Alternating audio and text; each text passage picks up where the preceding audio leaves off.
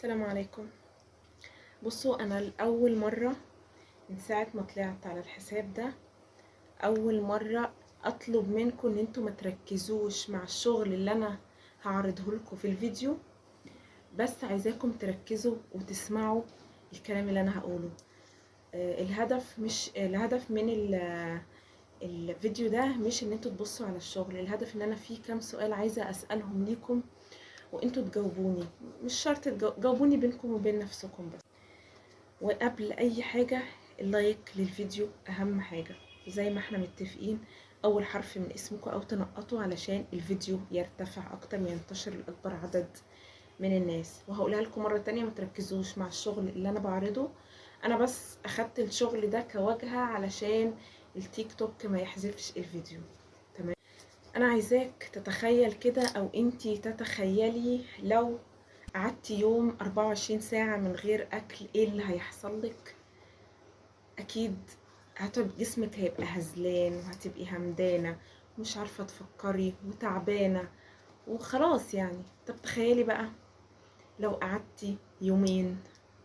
طيب لو قعدتي 3 ايام، 4، 5. طيب تخيلي معايا برضو، يعني ان انتي مثلا لو عندك اطفال سنة، سنتين، 3 سنين، ايا كان، بيقولك يا ماما انا جعان جعان، وانتي مفيش في ايدك حاجة ومش عارفة ان انتي تعملي له اي حاجة، ومفيش في ايدك اي حاجة، وبمعنى الكلمة طفلك بي قدام عينك.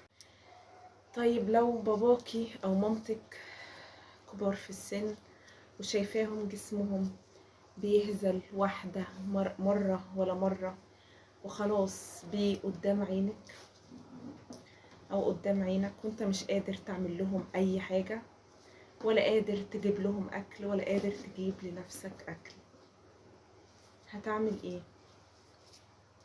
تخيل لما يكون الاكل قدام عينك وبينك وبينه مسافة مش بعيد، ورايح علشان تجيب لقمة لأهل بيتك بالمعاناة، وفي الآخر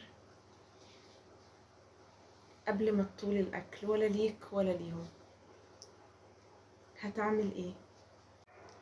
تخيل ان انت يبقى مطلوب منك ان انت تاخد ابنك في حضنك، وفي نفس الوقت تواسي زوجتك اللي انت مش قادر تجيب لهم ولا تطعمهم، وانت محطوط في موقف فعلا خلاص مفيش اكل، جسم بقى هزيل، دماغ ما بقتش بتفكر، بقينا من الجوع خلاص مش مستحملين،